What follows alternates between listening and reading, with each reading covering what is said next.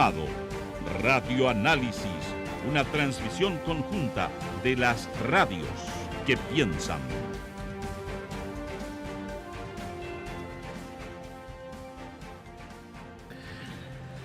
Son las 8:40. Continuamos en Radioanálisis y vamos a dar lugar inmediatamente a nuestro panel de conversación de cada mañana, como siempre, con Montserrat Rolano, nuestra editora general. ¿Cómo estás, Monse? Buenos días. Muy bien, buenos días.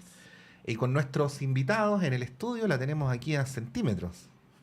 Vamos de secretario general en secretario general. Tenemos recién a Camilo Escalona, ahora tenemos a Cecilia Valdés de la Democracia Cristiana. Bienvenida, Cecilia. Muchas gracias por estar acá. Muchas gracias por la invitación y qué gusto conocer los estudios de ustedes. Y conocerlos en persona. Eso. Nos ha pasado mucho últimamente que estamos conociendo gente en persona que conocíamos hace años, ¿no? Bueno, Pablo Rodríguez, estaba pendiente en tu caso, pero bienvenido y muchas gracias por estar acá. Sí, para la próxima. Ahí nos veremos en el estudio. Sí, le vamos a pedir a Ceci que se ponga los audífonos, Ceci, para que escuches a Pablo. Para Pablo, sí, porque para que lo vamos a tener ahí la interacción. Bueno, saludarlos a Pablo, y ya hablábamos también, le damos la bienvenida a Cecilia. Yo quiero partir con una pregunta que parece muy simple en principio, pero que no está tan claro que esté respondida a la luz de los resultados, que es si es que el país efectivamente giró a la derecha, se derechizó, si hay una mayoría sustantiva del país que sintoniza con los ideales de la derecha más extrema, representada por el Partido Republicano. Y lo pregunto porque es parte también de los análisis, ¿no? Sabemos que el Partido Republicano es un partido sumamente ideológico, a diferencia del Partido de la Gente, que va nada más bien donde se mueve la corriente. Ayer también comentábamos qué había pasado con ese partido, pero en el caso del Partido Republicano es un partido muy ideológico, como digo. Por lo tanto, si es que la mayoría del país comulgara con esos ideales, claro, se entendería quizás el tema de, por ejemplo, de que el gobierno tuviera que renunciar a la agenda legislativa, ¿no? Pero esa reflexión yo creo que es bastante simplista, ¿no? Y ahí les quiero dar la palabra para ver cómo lo ven, porque ayer escuchamos declaraciones de integrantes de la oposición, no solo del Partido Republicano, sino que también de los partidos de la Renovación Nacional, de la UDI, que decían que el gobierno tenía que renunciar a su agenda legislativa, dado el resultado, en el fondo planteando que la mayoría del país había pronunciado por que no quiere pensiones con un componente de solidaridad, que no quiere reforma tributaria, en fin, y yo no sé si ambas cosas se pueden meter en el mismo saco. Ahí, Cecilia, te doy la palabra para ver cómo lo analizas, porque, y lo hablamos ayer también, las demandas del estallido social bien transversales, que no eran particularmente de un sector político, salieron a marchar en ese entonces gente de todas las comunas, incluso las más acomodadas, no están resueltas. Y si dejamos esto tal cual está, por ejemplo, en el caso previsional, que es probablemente el nudo más complejo que tiene el gobierno, si es que el 6% adicional se va a las AFP, estamos en el fondo siguiendo en un statu quo que no sé si es tan beneficioso incluso para el próximo gobierno, sea quien lo encabece. ¿Cómo ves esa situación, Cecilia? Bueno, a ver, primero yo creo que este resultado es una confirmación del rechazo. El porcentaje es el mismo. La gente no ve como prioritario cambiar la Constitución, porque Republicano fue un partido que no participó de la discusión para abrir esta segunda oportunidad de cambio constitucional.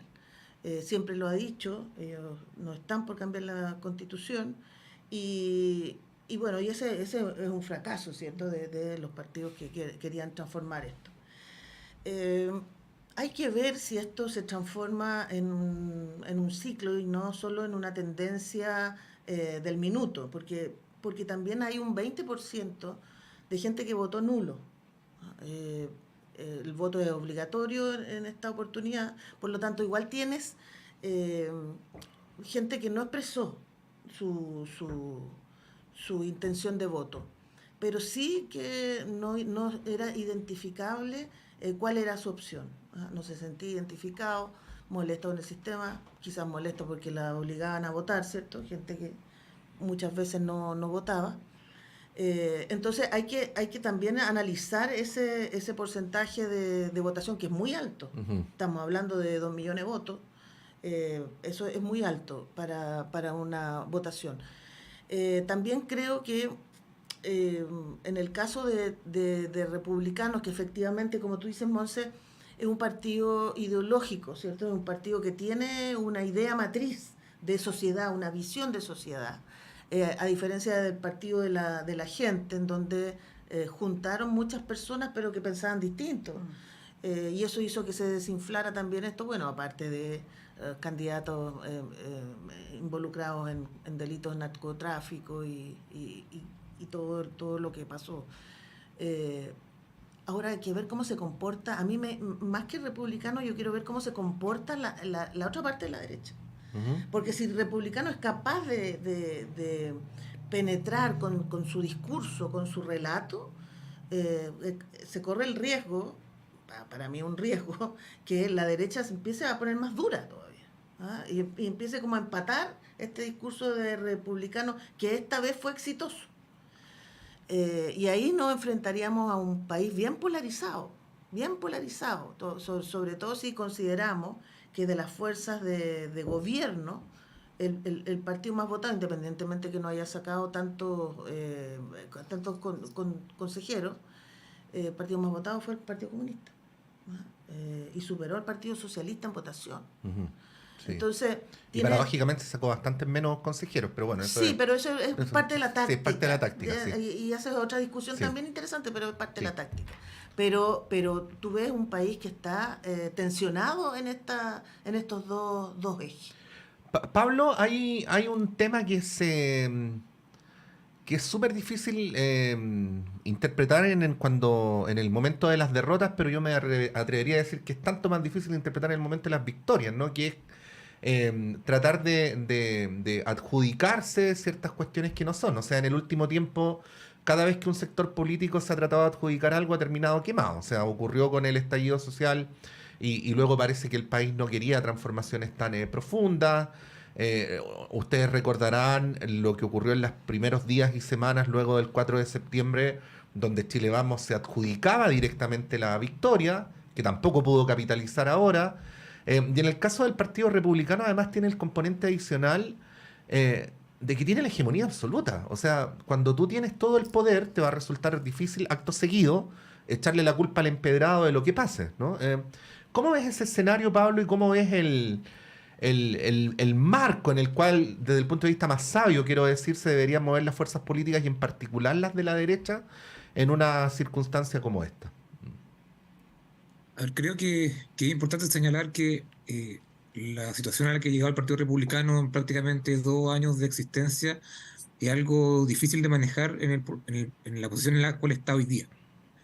Yo creo que es interesante analizar cómo el Partido Republicano efectivamente va a poder, con su gran mayoría de consejeros, tener una posición frente a los temas respecto a la Constitución. Porque creo que el Partido Republicano ha sido muy hábil para entender lo que pasa en la contingencia política general.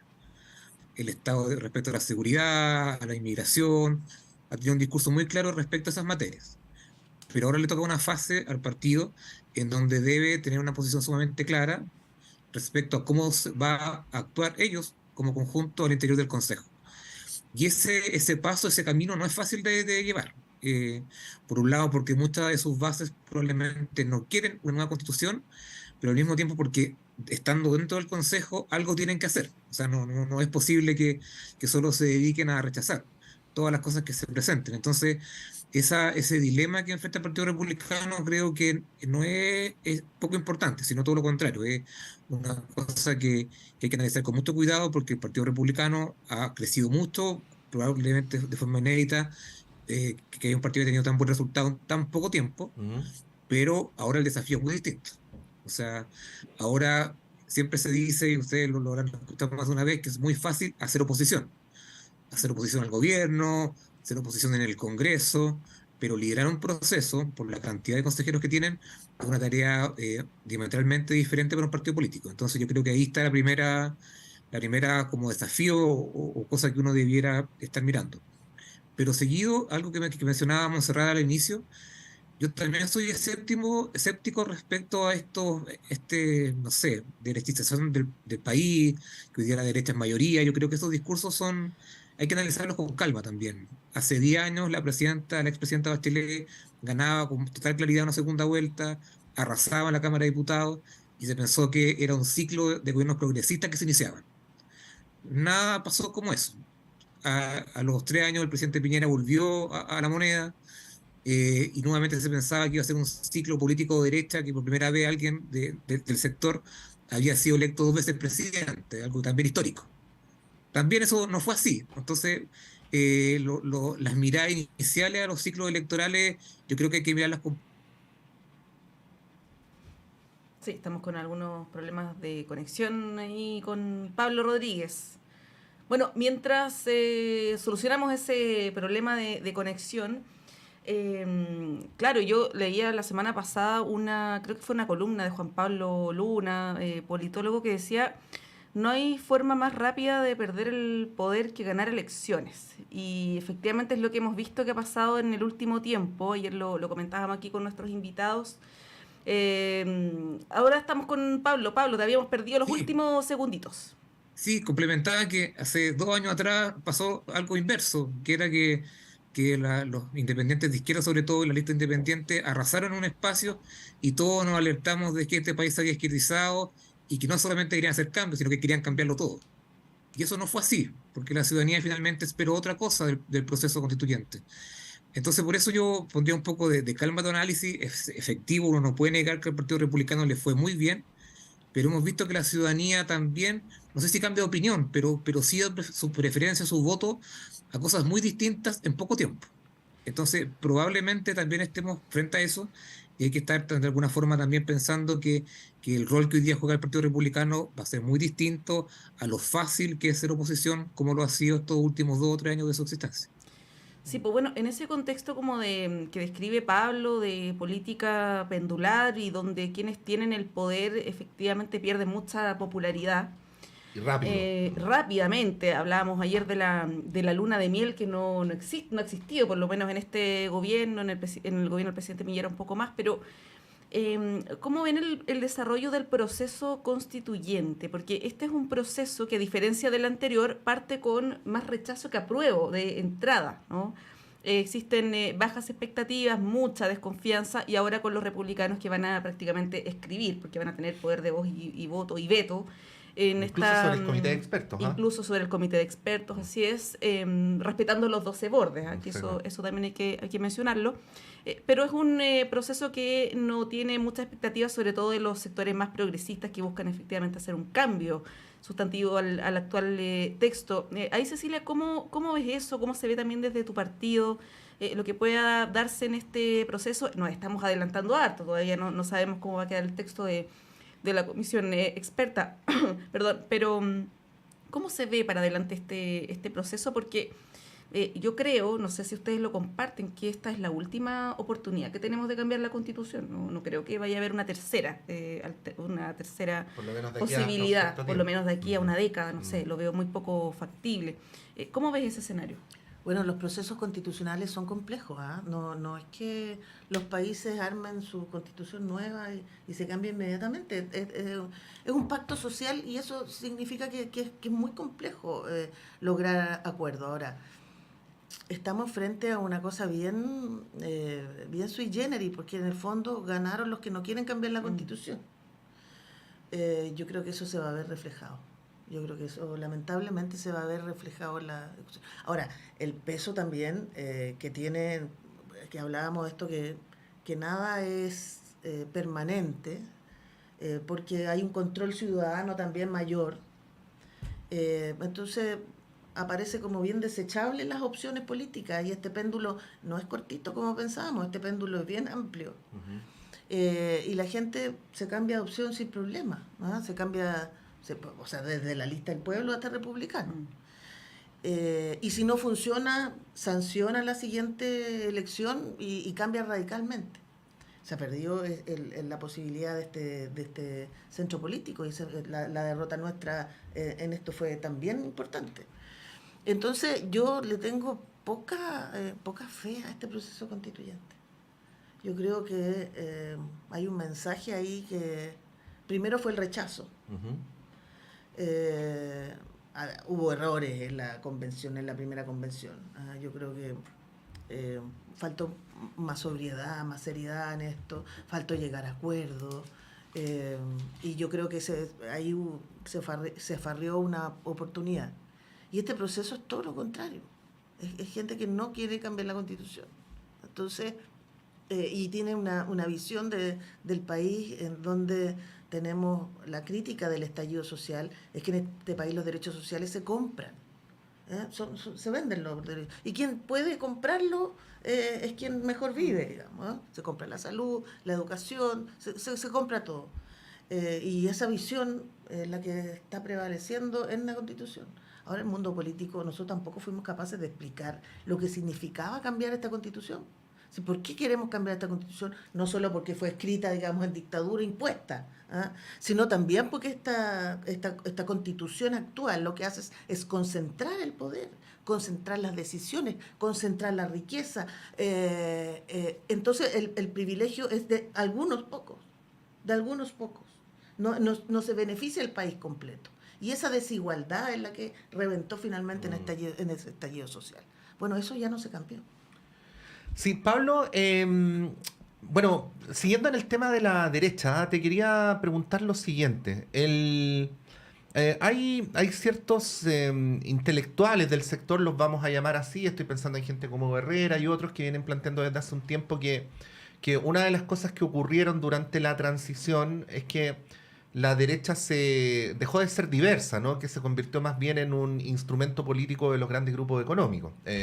La derecha economicista que llama. La derecha economicista que llama Herrera, y él plantea que históricamente la derecha tiene muchas más vertientes más vinculadas con territorios como el mundo agrícola, el pensamiento conservador, y así sucesivamente. Bueno, primero vuelve a ocurrir en esta campaña que tanto la lista de Chile Vamos como la del Partido Republicano obtienen muy desequilibradamente los más grandes aportes, ¿ya?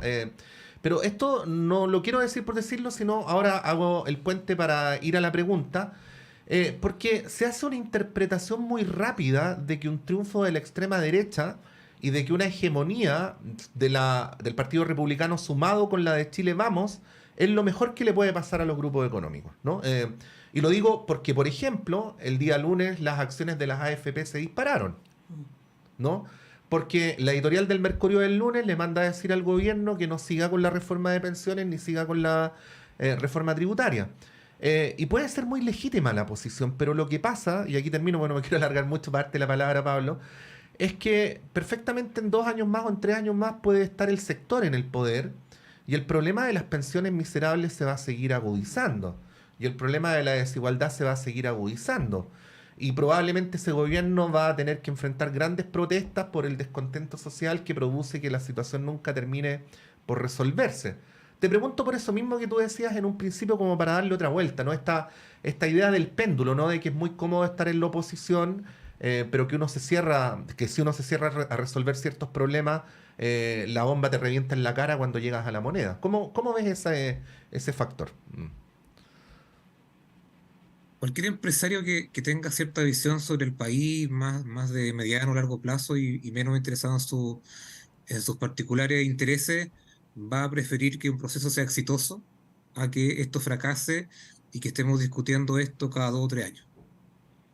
Yo pienso que un empresario que efectivamente, y que los hay, de hecho, muchos han apoyado el proceso, han tratado de tender puentes entre diversos sectores para justamente potenciar incluso sectores de centro para que tengan un rol más relevante en las discusiones. Y creo que esa es la estrategia correcta, de pensar de que efectivamente se necesita cerrar el tema de la Constitución. O sea, tú decías, Patricio, que había 2 ciclos que estábamos en el segundo. Si uno fuera más estricto, podría decir que estamos en el tercero, pensando que el primero de la presidenta Bachelet. Así es. Entonces, llevamos 3 gobiernos discutiendo sobre la Constitución y su texto. Y yo creo que eso, para un empresario que piensa bien desde el punto de vista del país, no le conviene para nada. O sea, eso significa inestabilidad, significa más incertidumbre y por lo tanto, con las reglas que hoy día tenemos, uno pensaría que es mucho más preferible sacar el proceso hoy día, tener un texto mejor que represente a la mayoría de los chilenos, pero ir cerrando este capítulo. O sea, yo no veo sostenible que cada gobierno sigamos discutiendo cómo esto se resuelve. Yo creo que eso va generando molestar, va generando mucha molestia en la ciudadanía y no sabemos cómo termina, porque hoy día tenemos la experiencia del estallido 2019, tenemos esa experiencia de violencia, que esperamos que nunca se repita, pero las sociedades de alguna forma van buscando ciertos sectores cómo expresar su descontento en estos contextos. Y yo creo que por eso es preferible, y por eso insisto que hay ciertos sectores del gran empresariado que así lo ven, de cerrar el capítulo respecto a la Constitución, y creo que es una buena oportunidad ahora. No es el mejor escenario, obviamente la centroizquierda quedó muy disminuida, hay sectores que no van a tener el espacio que hubieran querido tener, pero aún así uno haría como la invitación justamente a tratar de dar por terminado esta fase y tener un buen texto que represente a la mayoría de los chilenos. Bueno, ustedes se acordarán para el estallido social, algunos empresarios, entre ellos Andrónico Luksic, las declaraciones que emitían muy autocríticas respecto del rol del empresariado, señalando, no sé si con estas palabras, pero que había que repartir un poco la torta, las riquezas. Bueno, eso Sí, se diluyó rápidamente. Me acuerdo que en ese momento dijo que en todas sus empresas el sueldo mínimo iba a ser de 500.000 pesos. Sí, creo que se implementó, pero más allá de eso había unas declaraciones que iban en un tono bien distinto y que eso no es lo que se ve ahora. Pero perdón, también hay que ver dónde se concentra el grupo de interés. También hay que ver quiénes financian a quiénes. Porque quien financia una campaña política manda tu voto. Entonces, aquí no solo el tema político es importante, sino también los grupos de interés. Y eso ha sido súper difícil en América Latina en general. Hay excepciones, yo destaco Fantuzzi siempre, porque Fantuzzi tiene una mirada, como dice Pablo. Pero en general en América Latina los empresarios son bien rentistas. Entonces, esto de repartir la torta puede ser un buen discurso, pero eso no se da. No se da si estamos discutiendo el sueldo mínimo, por favor, y tanto que nos cuesta avanzar en aquello. Y hay oposición. En la reforma tributaria se demostró también quiénes están a favor y en contra, ¿no? Porque, ¿cómo vamos a pagar más? Entonces, hay una resistencia a esos cambios. Entonces, mi pesimismo tiene nexo con eso, ¿no? Sí, totalmente. Bueno, tenemos que ir a una pausa, pero a la vuelta quiero aprovechar también la presencia de Cecilia, por cierto, de Pablo, para que abordemos lo que pasa en el centro político. ¿Querrá hablar de la democracia cristiana? En la centro-izquierda y en la centro-derecha. Después podemos ir específicamente a la democracia cristiana, pero al centro que quedó reducido a su mínima expresión, no solamente la DC, el PPD, el Partido Radical, sino que estos nuevos partidos de centro, demócratas, amarillos, que además no llevaron candidatos, pero que igual apostaron por candidaturas que les fue muy mal. Bueno, a la vuelta para que analicemos ese y otros temas, por cierto. Son las 9:02, vamos a un breve alto y volvemos en unos segundos.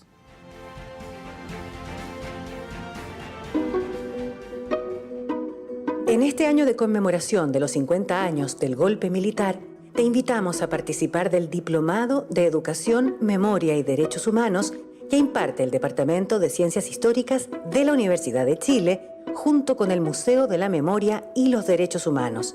Las clases se realizarán entre los meses de mayo y noviembre en las instalaciones del museo. Diplomado de Educación, Memoria y Derechos Humanos. Infórmate en www.historiaymemoriauchile.cl. Inscripciones hasta el 10 de mayo. Universidad de Chile a 50 años del golpe. Educación para la democracia.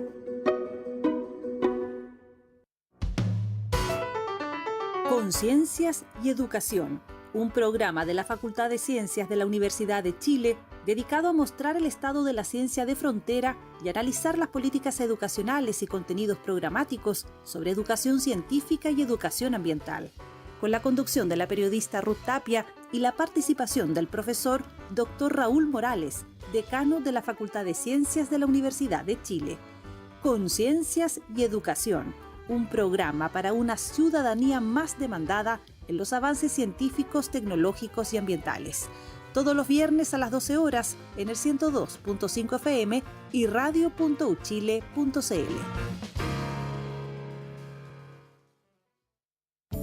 Hola, soy el periodista y locutor Luis Hernán Schwaner y quiero invitarles a compartir cada viernes a través de Radio Universidad de Chile el Último Café. El Último Café, cada viernes a las 22 horas en Radio Universidad de Chile, 102.5 FM y en nuestra señal online en www.radio.uchile.cl. Recuerde, El Último Café, cada viernes a las 22 horas en la radio que piensa. Usted está invitadísimo a compartir con nosotros El Último Café.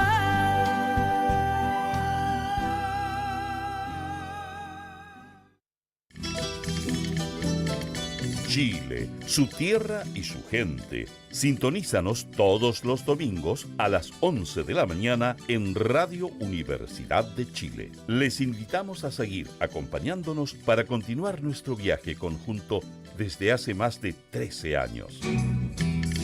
Como siempre, seguimos en la senda de la conservación del patrimonio natural y cultural que da identidad a nuestro país diverso y emblemático.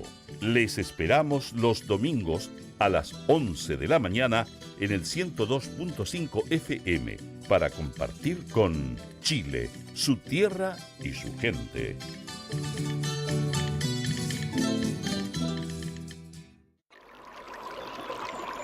Aguas Trayén o Cascada en Mapudungún es la mejor agua purificada con tecnología de última generación. Para más información, visite su página web www.aguastrayen.com.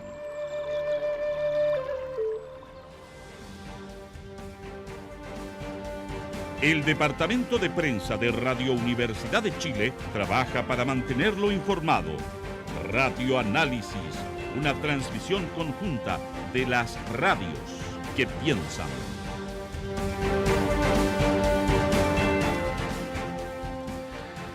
Ya, son las 9:05. Oye, que son entretenidas las conversaciones en las pausas con... Se la perdió Pablo. Se la perdió Pablo, y se perdió el café además con el que lo estábamos esperando. Estamos esta mañana con Montserrat Rolano, con Cecilia Valdés, con Pablo Rodríguez. Ya, mira, yo quiero entrar a decir algo al tiro, Cecilia. ¿Ya? Voy a decir lo siguiente. Es imposible que en un sistema político no exista el centro. Por lo tanto, decir que al centro le fue mal o que el centro desapareció va contra la lógica, porque el centro no existe en un sistema político en términos absolutos, sino que existe en términos relativos, ¿no? O sea, el centro está puesto en función de dónde están los bordes, ¿no? Lo que más bien uno podría decir, por eso digo que iba a entrar directamente al tema, es que los partidos históricamente asociados con el centro ya no representan al centro, ¿no? La Democracia Cristiana, Partido Radical, PPD y los otros que mencionaba Monse. Que Ahí, no son partidos, ya. en caso de amarillos en algunas regiones, pero Sí. también para hacer esa precisión. Pero, y entonces ahí quiero entrar directamente con Cecilia, porque si uno le pregunta a cualquier persona que vive en este país cuál es el partido de centro, dice la Democracia Cristiana, ¿no? Bueno, ¿qué pasa ahí? ¿Qué pasa ahí con el centro, con la relación entre la DC y el centro? ¿Cómo es eso? A ver, primero yo creo que los partidos tradicionales en general han perdido la intuición política, la conexión, el cable a tierra, la conexión con la realidad. Y nos enfrentamos nosotros a un proceso también un poquito más lento. Porque mira, en el caso de la democracia cristiana, nosotros veníamos viviendo un ciclo bien negro. Una democracia cristiana aislada, una democracia cristiana que estaba mirando con mucho más cariño hacia la centro-derecha que hacia la centro-izquierda, como era la tradición desde mucho tiempo de la democracia cristiana. Entonces, tuvo una mirada, a mi juicio, errática. Y lo que hizo que se pusiera un poquito borrosa, zigzagueante, a tantas, uno la veía un día por acá, otro por acá, perdió la nitidez de un proyecto político. Por lo tanto, no interpreta a la gran mayoría de este país. Hicimos ese intento, de sacarla del aislamiento, con los partidos más afines también, porque esto tiene que tener una coherencia política. No es electoralista o quien te da más votos, oye, aquí juntamos más, uno más uno. No, la política no es así, aunque a veces pareciera que fuera de esa forma. Pero sí en un proyecto político más coherente con algunos vecinos. Hubiésemos querido que hubiese estado más partidos, el Partido Socialista, muy afín también a esta mirada de transformaciones con responsabilidad política, el Partido Liberal también, ¿no? Nos hubiese gustado. Y con ellos calzábamos en esto. Ahora, nos dimos cuenta que este proceso es un poquito más lento. No es instantáneo, que de una elección a otra nosotros paremos el desprestigio de la política, nosotros paremos la imagen que teníamos frente a la ciudadanía. No, es un proceso más lento, de una secuencia de actitud y de una mirada, de un proyecto político, de una visión de país que hay que construir. Todavía tenemos la visión desde el tiempo de la dictadura y no hemos discutido el nuevo proyecto para Chile. Entonces, este estado de Congreso que nosotros ayer lo discutimos en el Consejo Nacional, tiene que ver con esto, con esa consistencia política que hay que hacer. Porque no pueden ser desechables las ideas, o no puede ser más importante la plata que la idea, porque también nos hemos acostumbrado que quien pone el billete pone la música en esto. Entonces, esa consistencia política, nosotros vamos a persistir en eso. Efectivamente, no nos fue bien. Hay que ver cómo conectamos más con la ciudadanía, cómo representamos, cómo no nos mandamos, oye, embarrada, cómo frenamos actos de corrupción en la política, si en nuestras filas también lo ha habido. Entonces, todos esos procesos de desconfianza hay que revertirlos, pero no de una elección a otra. No se hace instantáneo, no una varita mágica y ahora, la gente va a confiar en nosotros. No, es un proceso y nosotros estamos construyendo desde abajo. Ahora, la cantidad de votos que sacó la Democracia Cristiana es la misma que sacó para concejales. O sea, estamos en una meseta. Según las definiciones que tomemos, esa meseta va a declinar o va a ascender. Sí, y un solo dato, es bastante parecido a lo que sacaron algunos partidos del Frente Amplio, ¿no? Sí. El tema es que no había ningún partido fuerte en la lista. O sea, si uno quisiera ser estrictamente proporcional de 50, la lista podría haber sacado 2, ¿no? Pero la lista era poco competitiva para el sistema electoral actual. Bueno, eso. Pablo, considerando el tema, ¿no? del centro político y quizás ampliándolo hacia la centro derecha, el rol, por ejemplo, de partidos como Evópoli o de cierta parte de Renovación Nacional, estoy pensando en el desbordismo, por ejemplo. ¿Cómo ves eso? Porque en las elecciones, particularmente esta, pero podemos mencionar otras, hemos visto que no se premia necesariamente a los sectores que buscan llegar a acuerdos, sino que más bien al revés. Por lo tanto, eso podría ser un desincentivo para fuerzas políticas más moderadas, por así decirlo. ¿Cómo ves ese escenario? Sí, yo creo que es parte de este ciclo que estamos viviendo, pero no creo que sea definitivo. Yo no pienso que haya que abandonar la búsqueda de estos acuerdos, de buscar alianzas, de que importa mucho la forma que sacan las cosas y esos acuerdos, pero la voluntad de conversar con otros sectores políticos y llegar a grandes acuerdos, me parece que sigue siendo válido, aunque parece hoy día lo contrario. Yo creo que hay que insistir en una línea que se ha intentado establecer por varios sectores políticos, en los cuales algunos tratan de recuperar su identidad, otros intentan justamente atender estos puentes, pero en suma tratan de justamente llegar a grandes acuerdos. Yo creo que hoy día, y no solamente en Chile, yo creo que también lo hemos conversado en otros programas, es la tendencia que la gente premiaría a estos partidos más definidos, con más posiciones, con un discurso más claro. En algunas circunstancias parece tener efecto, pero sabemos, por lo que mencionaba al principio de nuestra historia reciente, también por la historia mundial, que eso no es para siempre.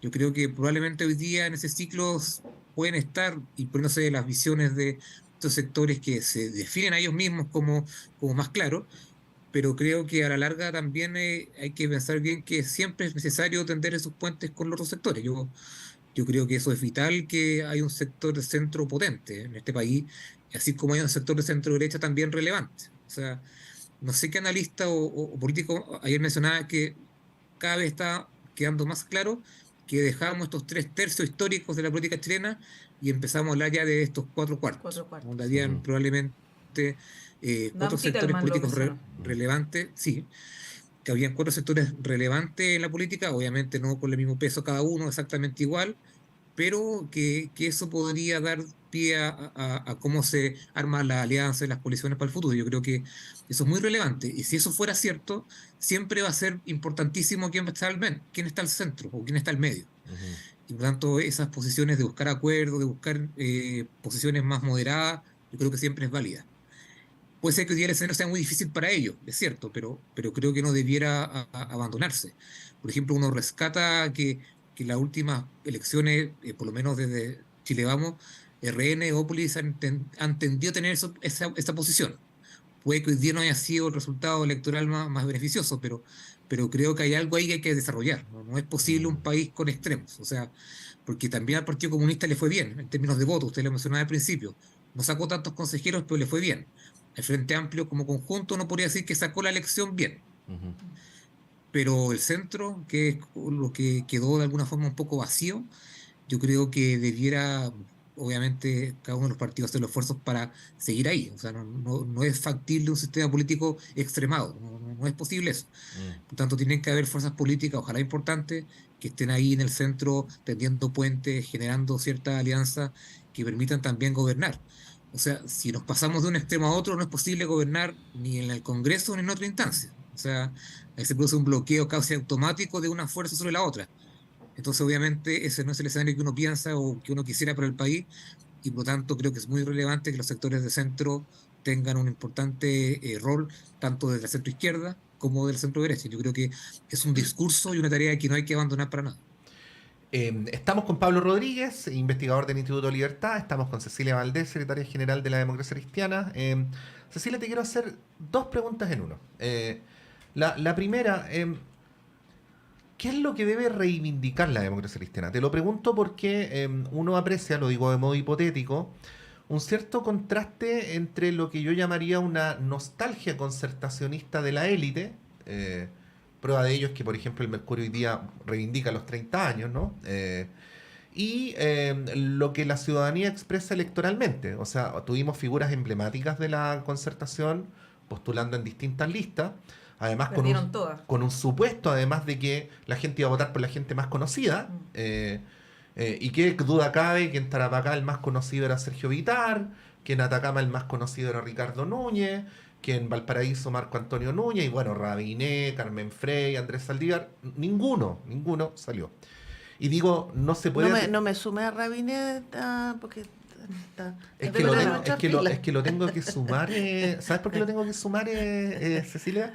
Porque Jaime Rabinet fue el primer alcalde de la Concertación de la comuna más importante del país y estuvo en el cargo 8 años. Por lo tanto, si bien luego tuvo otro derrotero, en su momento fue figura emblemática de la Concertación. Ricardo Lagos lo respaldó públicamente. Y Ricardo Lagos respaldó públicamente, y en fin. Pero bueno, pero por el otro lado también, y junto con esa pregunta, ¿no?, de qué es lo que debe reivindicar la democracia cristiana, porque parece que la Concertación ya no es algo que le haga sentido al electorado.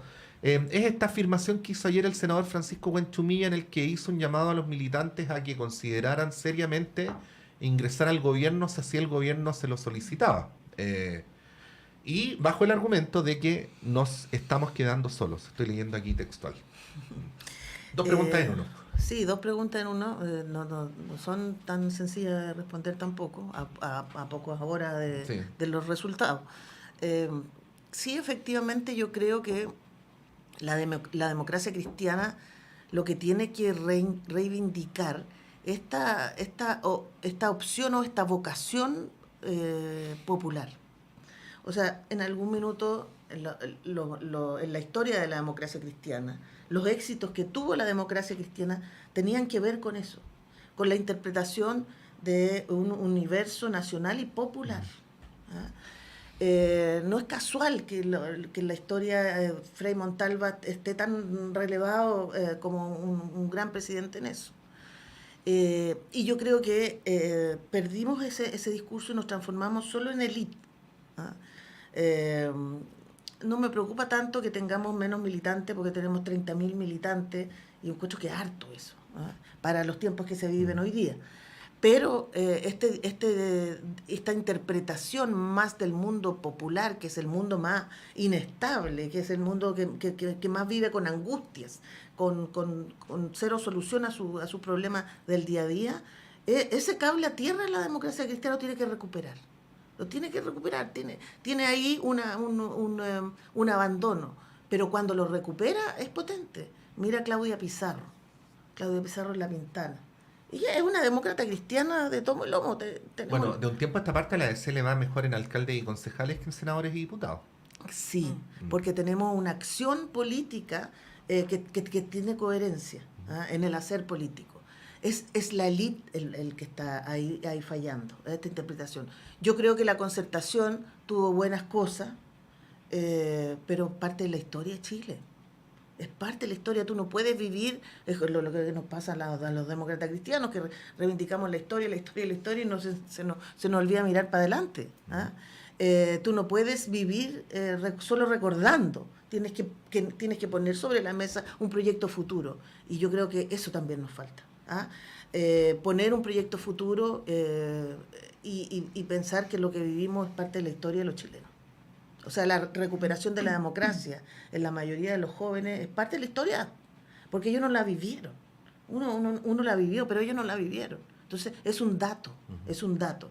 La Concertación también es un dato. Claro, tú me hablas de las figuras, mira, las figuras más antiguas nuestras fueron las que más votos sacaron. O sea, la Carmen Frey, 150.000 votos, no es poco, no es poco. Ella junto a Andrés Palma hizo que subiéramos nuestra votación en la región metropolitana, cosa bien rara que pasó, pero tiene que ver también con la trayectoria política. Pero sabes que también tiene que ver con la coherencia del personaje.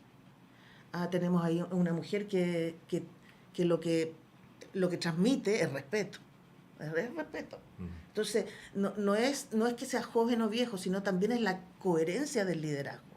Y eso se vio reflejado en varios nuestros que son más antiguos. Y en relación a la segunda pregunta, lo de Buenchumilla y el ingreso al gobierno. Bueno, Buenchumilla siempre ha estado por eso, desde el día 1. Alberto Undurraga, desde que asumió como presidente, ha estado en contra. Lo dijo ayer y también citó a la última. Pero yo creo que no podemos vetar temas. Yo ayer lo dije en el Consejo. O sea, aquí tenemos que estar abiertos a discutir todos los temas. Pero no es entrar por entrar, ¿me entiendes? Porque eso no va a solucionar nada. Y no va a aportar nada, ni al gobierno, ni a nosotros. O sea, nosotros tenemos que sentarnos, si el gobierno auténticamente quiere que la democracia cristiana sea parte de esto. Bueno, ¿sea parte de qué? De un proyecto. ¿Sea parte de qué? De un cambio de rumbo del gobierno. ¿Sea parte de qué? De una negociación municipal o política, electoral. Pero ¿de qué estamos hablando? Y esa parte no está todavía. Esta invitación así como muy juntémonos a conversar, ¿ya? Pero no está. Esa oferta no está.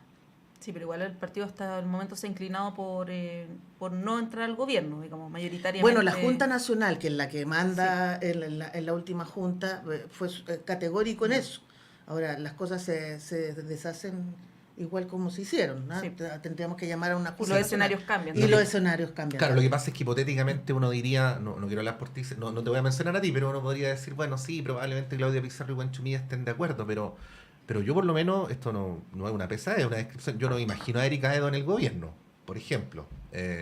Muestra posiciones mucho más distantes, ¿no? Y así como el otro. Bueno, es la diversidad de la democracia cristiana. Y en todos los partidos pasa también cosa de ver el Partido Socialista, bueno, en fin. Sí. Pablo, yendo a la vereda del frente, y este dilema que aparece en la oposición de generar puentes, alianzas, una suerte de pololeo, matrimonio, dependiendo de cómo lo vean, con el Partido Republicano. Yo escuchaba ayer opiniones de varios analistas o representantes del sector que decían, bueno, nuestro aliado natural es el Partido Republicano, nosotros tenemos que sentarnos a hablar con ellos, llegar a acuerdos con ellos, no con la centroizquierda.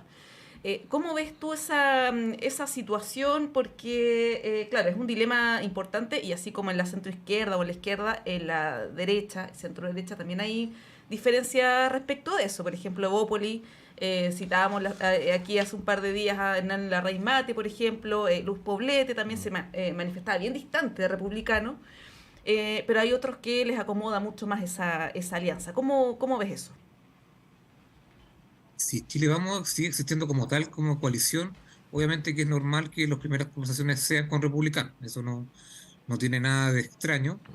Pero lo relevante creo que sí los partidos deben repensar cómo ellos se van a diferenciar de republicanos. Yo creo que hay una línea importante de trabajo, sobre todo de Evópoli, que es como el partido más nuevo del sector y que no tiene tantos puentes en común en algunas materias con los sectores más de republicanos. Entonces, la primera tarea es cómo diferenciarse del resto.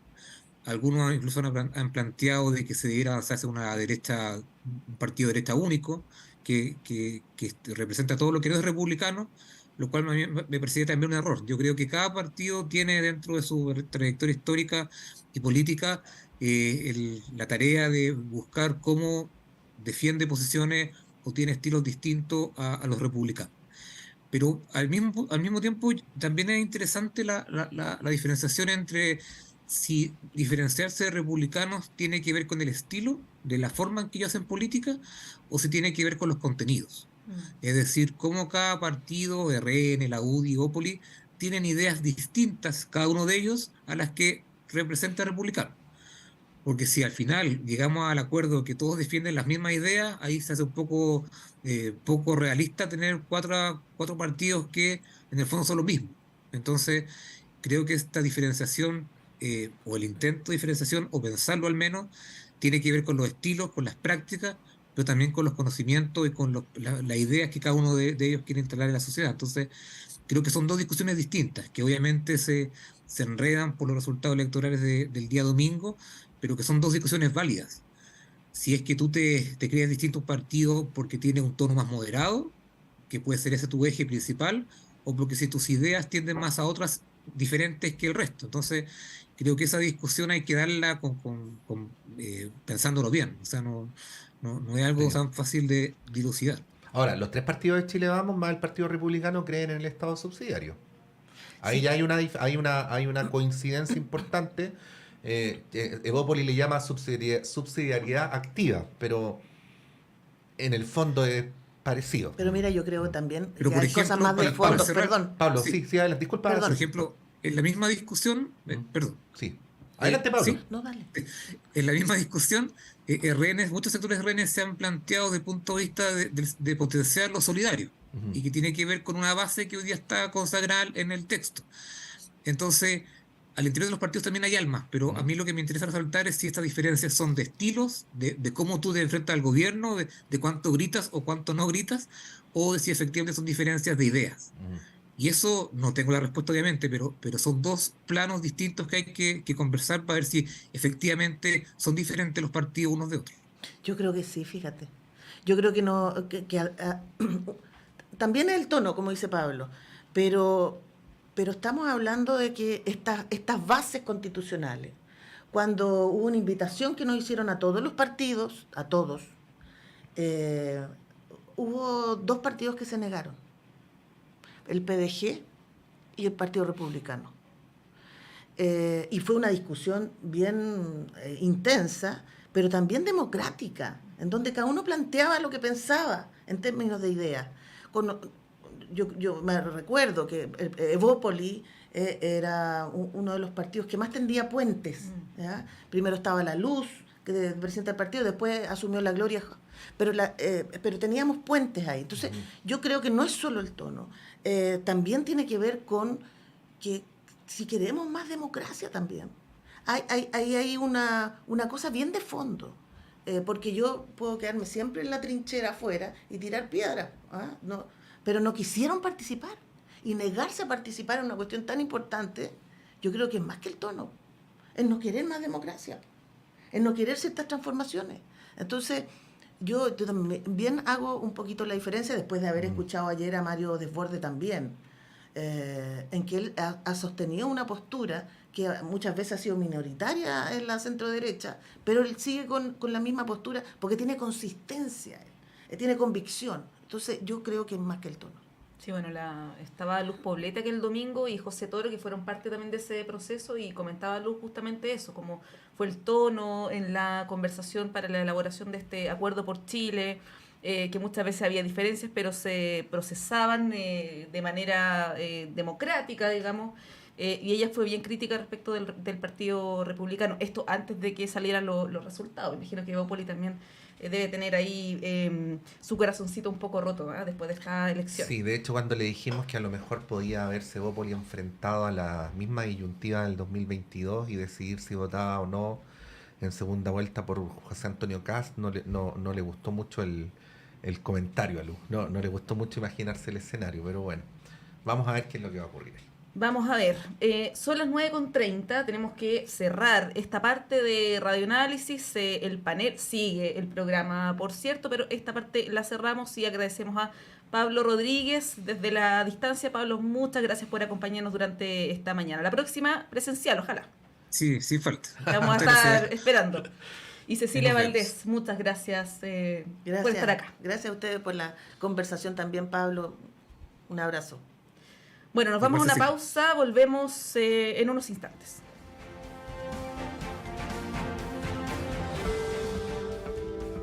Radio Universidad